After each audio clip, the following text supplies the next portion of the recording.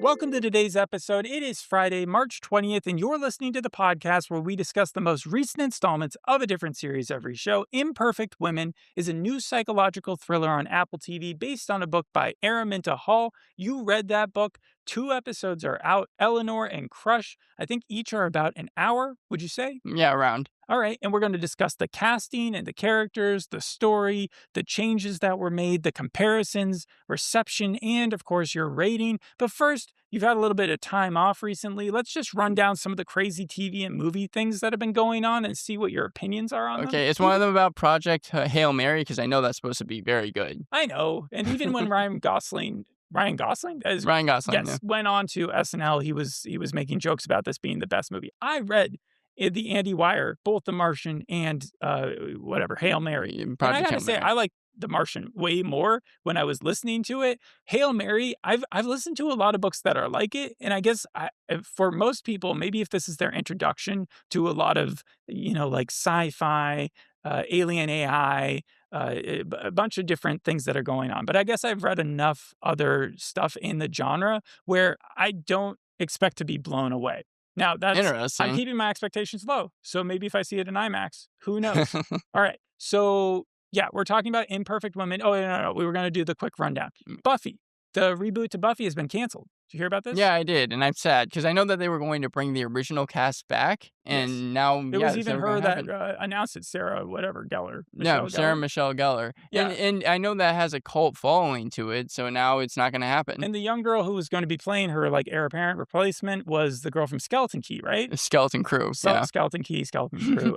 So I wonder what she's going to be doing next. The Boo Boo movie is in the works. So the South Park creators, unless it's like a complete satire of the craze of Labubu, I don't see how that could be good. It reminds me so much of like the Kool-Aid movie that they were trying to make in the studio. I thought it was like the Angry Birds of this generation. Like 10 years later, we have I've never understood the craze with it. Yes. Do they still make? Have you ever seen a Labubu up close? I don't think I have. No. Okay, so you haven't been hanging around a lot of 13-year-old girls. All right, White Lotus season 4 is going to be in France. I'm wondering how big it's going to be, and with it being in France now, it's probably going to be huge because I know season 3 broke records. So they always have a new list of comedians who are coming to join the cast. But it's not a comedy. It's never a comedy series. You realize that, right? An episode or a season in Antarctica.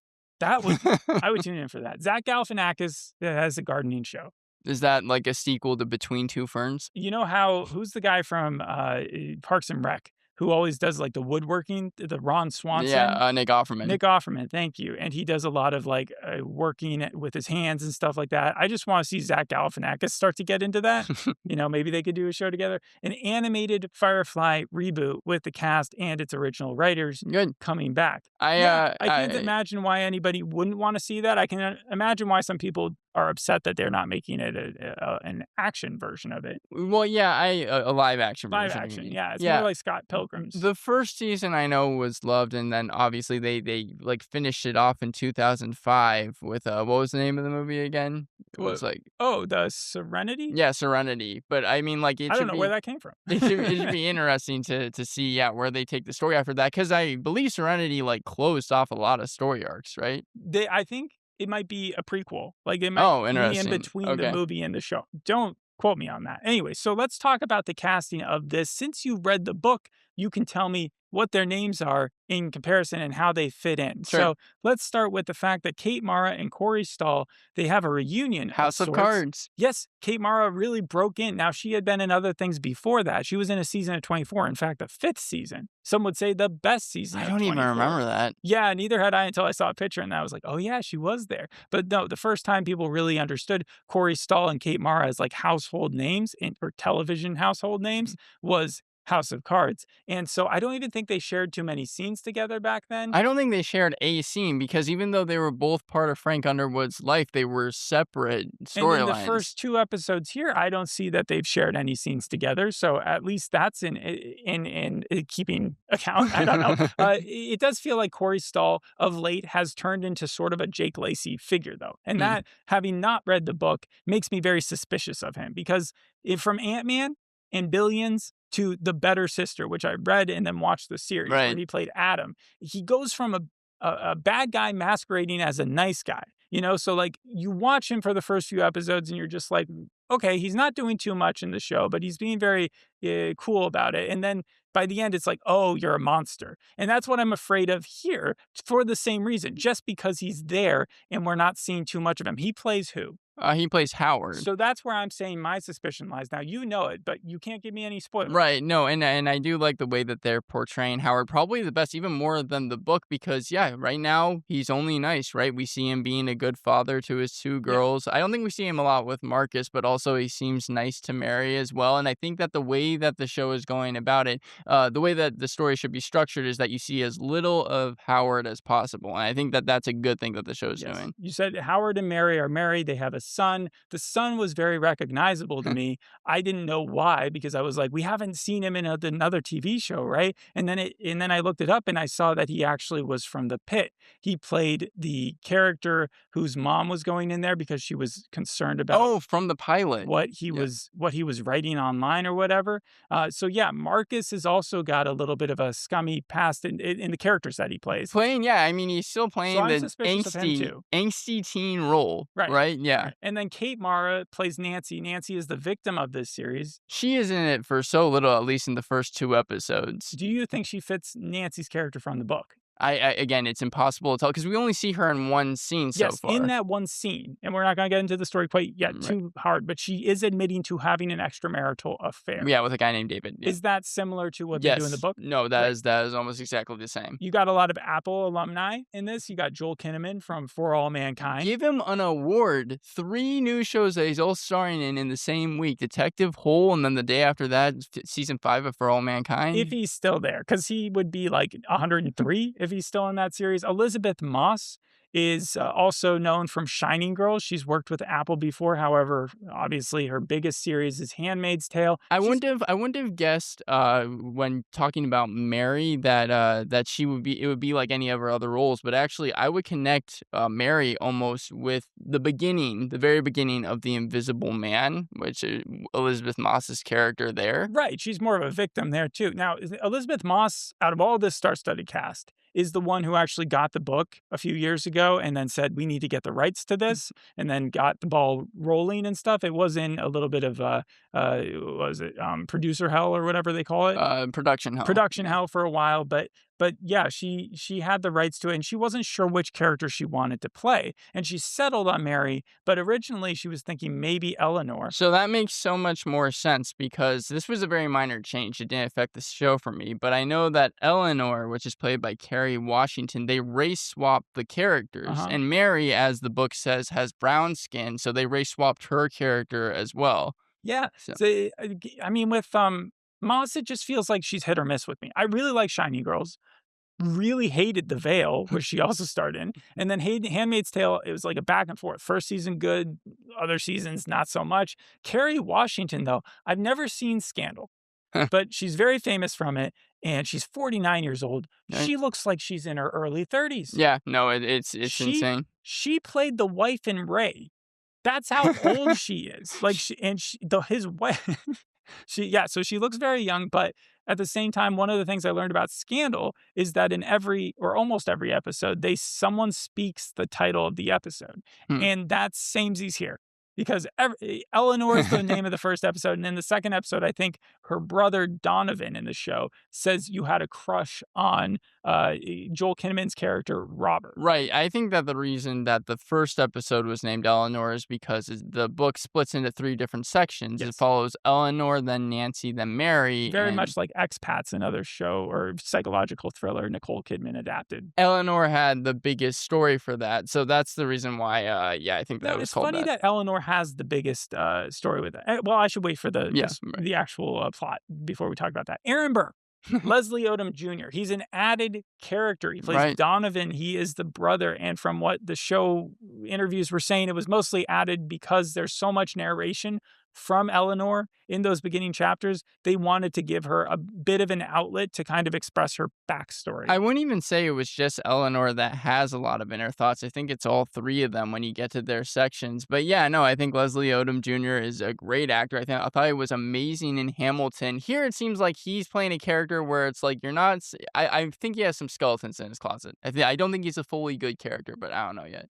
Well, they can't change the story too much, right? Well, they've already added him, right? I know, but like, can you imagine if they like made him the killer then? It's like the book readers would really be mad then. Okay, so here's the story. You've got three friends. They're socialites. They're SoCal elites. It makes a lot of sense if you know that the showrunner and Annie Weisman show ran Physical, which also took place in Southern California. The Rose Byrne show. She also show ran, or actually produced, Based on a True Story, which is also based in California, and the Kaylee Cuoco show. So she likes that area. And I don't think the book is like across the pond, right? It's in the UK. Yeah. And we've seen this with Harlan Coben all the time, where they swap Chicago with, London. And All Our Fault did something very similar as well. it seems to work out for these shows. So why not? So Eleanor becomes devastated because there's Mary, Nancy, and Eleanor. And Eleanor and Mary are both devastated by their friend Nancy turning up dead. She ends up dead, yes. And she in a car accident / she was hit in the back of the head. I don't know how. Yeah, it was just the back of a head. Okay. Right. I thought they just found her in a car. I know. I don't think that they say exactly what Nancy does as like her job, but she was a book translator in the book. Thank you, because like one of the things that I've noticed with all these shows and high school shows is like high schoolers are never shown doing homework or actually studying. Like they're too busy like out there, flirting and getting laid and stuff. But same thing here. It's like that Robert is a hedge fund manager. Right. And you would think he would be super busy.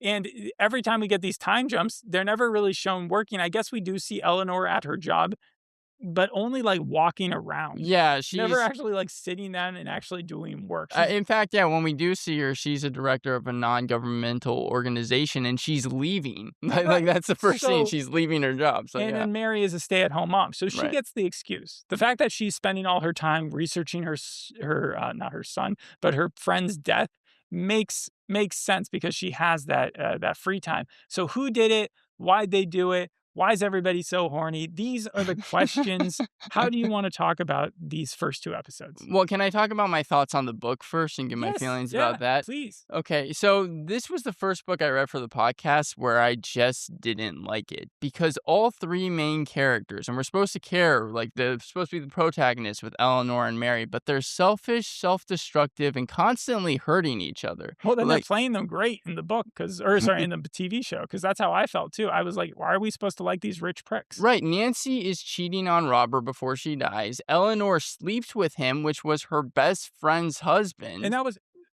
Wait, but she was only afterwards. Yes, but that's even worse, right? Because I mean, like now she's dead and they're sleeping together. I don't know, but it's just it made me mad. And the Mary storyline, I won't get into the ending because that's spoilers. But she makes some choices that make her not a good person by the end of the story. I can understand that. My thing is like as a show, and you're saying it followed the book here. Yes. But like as an introduction to these characters, we're supposed to buy into their friendship.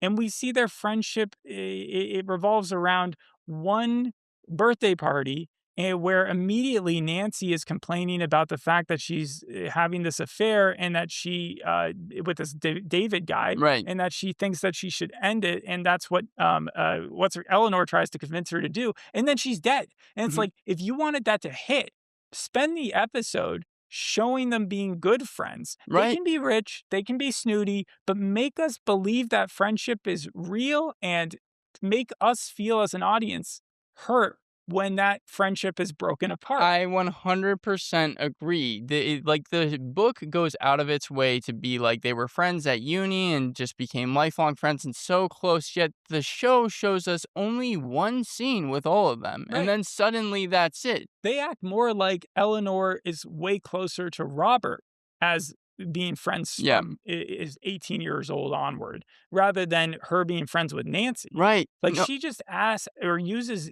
Nancy, she's never even interested in like Mary's investigation or what the police are doing. When She's just interested in going to the ballet. And that was probably another part I had a problem with the book, because even though Nancy's death is like, supposed to be the big thing in the book, right? It feels like a footnote in the story. There's so little time that they actually investigate what happened to Nancy. All sections have so little resolve in them and end very abruptly. And by the time you learn what happened to Nancy, by the end, the payoff was so lame, it would have been more satisfying had she slipped on a banana peel. Okay, so you got to my last question pretty early on, which was like, for those people who aren't a huge fan of the show so far, is it worth it to stick around for a him and hers type situation, or possibly like any of the Harlan Cobens where they like to do a big twist? I'm glad it didn't go as far as his and hers, but it was so tame. Is it his and hers or him and hers? I think it's him and hers, yes. Yeah, it was so tame in comparison, and this is a very, very faithful adaptation to the book. That's good. So yeah, that's worth some points. I gave it a pro for that because, and I know you said that with like Better Sister, when you watched the first 2 episodes on Amazon Prime, you said that they were pretty close and then it diverged into something else.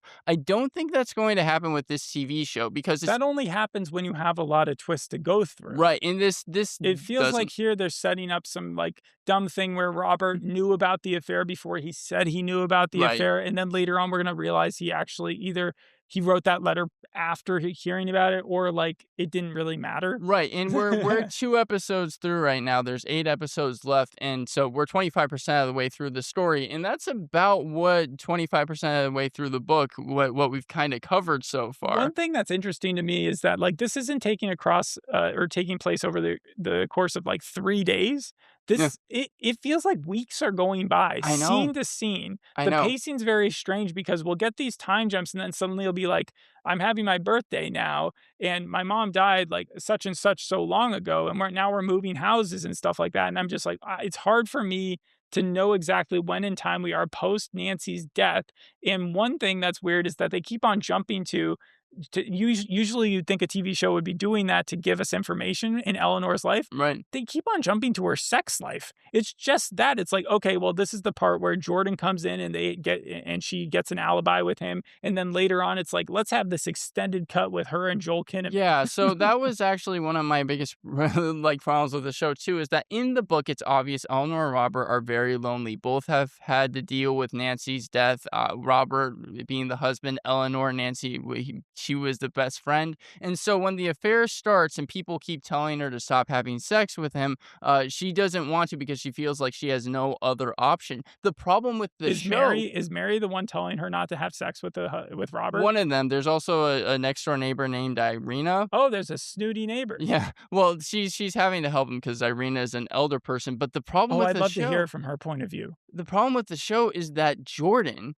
She has another option. Jordan, she's already sleeping with him. I hate Jordan, though. Jordan, from what I've seen in these 2 episodes, that guy is stalking her. Right. Well, you're talking about the part where she goes to the apartment, right? And she came back from the ballet, and as soon as she has like 10 feet to walk into her apartment, and he's been sitting there on a dirty block for who knows how long. I agree that Jordan was not a good character, but I'm saying it was strange that they added him because it made Kerry Washington or Eleanor's character worse, because it's like she literally has a different option that it was she just should go with. 2 grief-stricken, one widow and the other one, just like hurting because of her friend. And then also, that would make a lot more sense than the fact that she's having a healthy sex life outside of this. And she just seems way more selfish because of it. I agree with you. Yeah. So, are you looking forward to them stop following her character and going over to Mary just for that? I'm actually looking forward to Nancy's story because I think that's when we're going to finally get some answers. You do learn in that section who David is, and I thought that at least was probably the best part of the episode when David Boyette, there's a picture that leaks that shows him and Nancy together, and then Eleanor and Mary figure out where he is and they go to talk to him. I thought that scene where they talk to him because he's a painter actually gave us... was weird. Yeah. It gave us some good information, There's though. Another House of Cards callback. because there was the painter Adam in that. Yeah. Yeah, and and the funny thing about David Boyette in the show, I think they aged him down because he's 55 in the book, and he's also an Is it author, not a David, I think, or something like yeah, that. with an E. But Yeah. he's also an author in the book. He's not a painter. But I thought that the scene, because he's telling them, she was with someone. He was white. He was also very angry, and Right, and he didn't remember anything else, and then he guilt tripped them, and he was like, "She was so sad." yeah, Um, so I'm gonna play a really far off connection here. So you said that this was Elizabeth Moss's character was similar to that in The Invisible Man. In The Invisible Man, the bad guy was played by the guy Luke for yeah, Luke from Haunting of Hill House. right. Haunting of Hill House.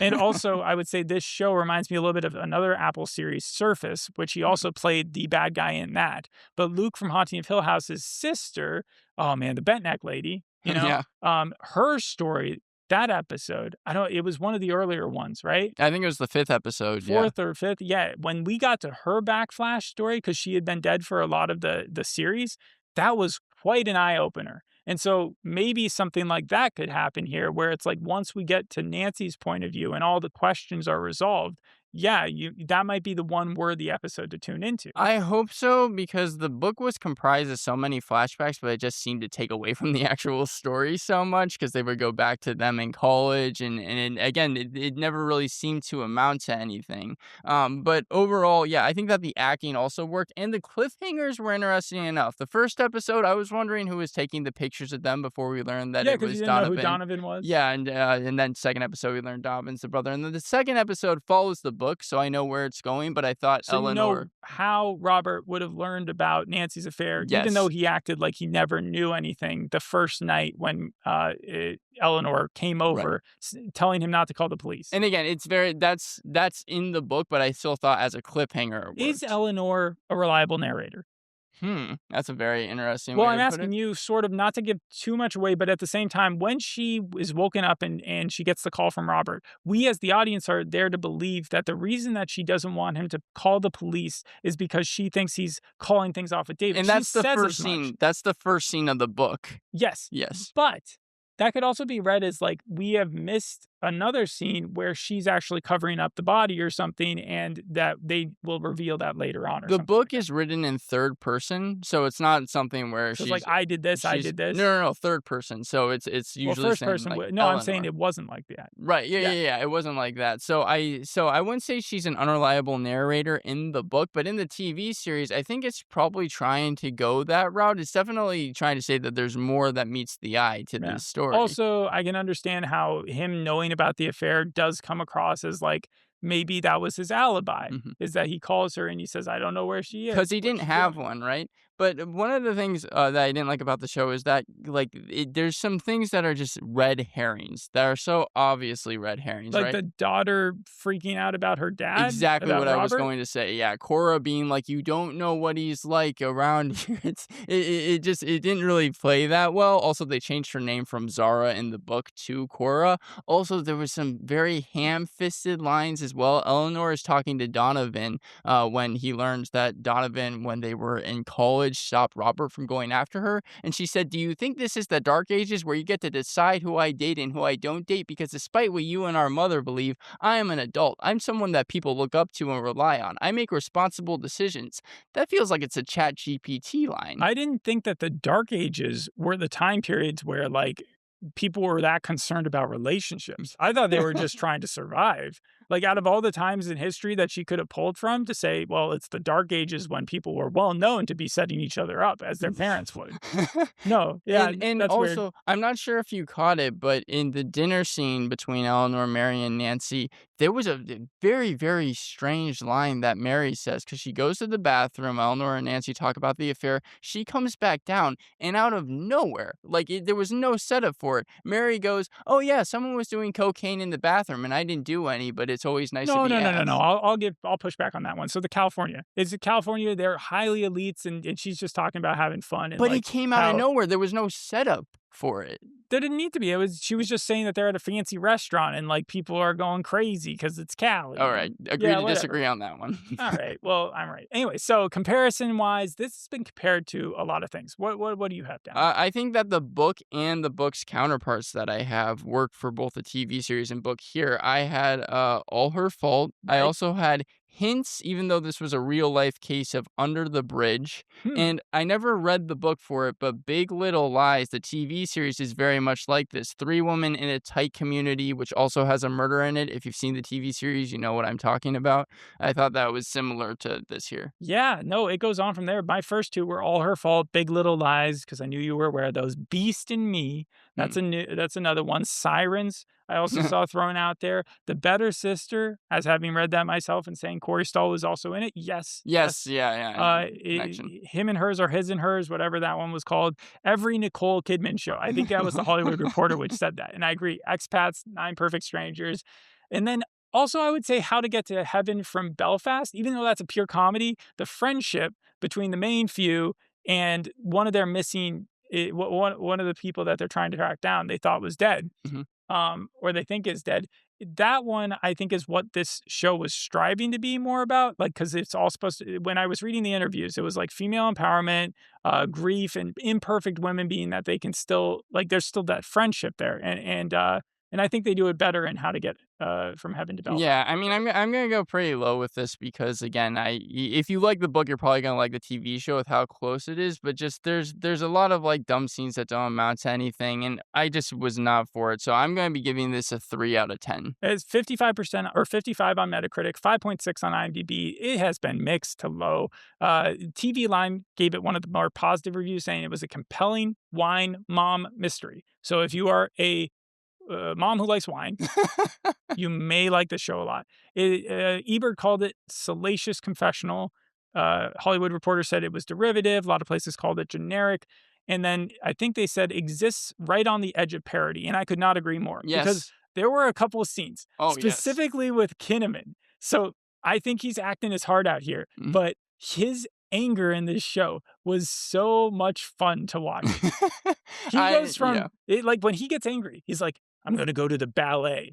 I'm going to smash this painting. I'm going to hit these tennis balls. Like, it was just such a strange way of dealing with what he was trying to portray, but not even in a rich, like, that doesn't even make sense if you're right. I know you're saying that you like that. I had that as one of my cons. You didn't like how he smashed that Robert painting? Ripping down a painting and throwing it around the house and then hitting it with a stick in the front yard. But the reason he did that is because he thought that the person who did the painting of his nude wife was the killer. And so he ran over to the painting and he had to bring it outside and just smash it. And I was like, that feels like the Will Ferrell, Kristen Wiig, Lifetime movie that they did so long ago, where it's like too serious to be funny, but also, Also, it was strangely structured too, because Eleanor starts off in the investigative room, right? That's the first scene, and then she's like out of there by the first 15 minutes. They did the whole 11 hours earlier, and I thought that was going to take the whole episode, but no, she's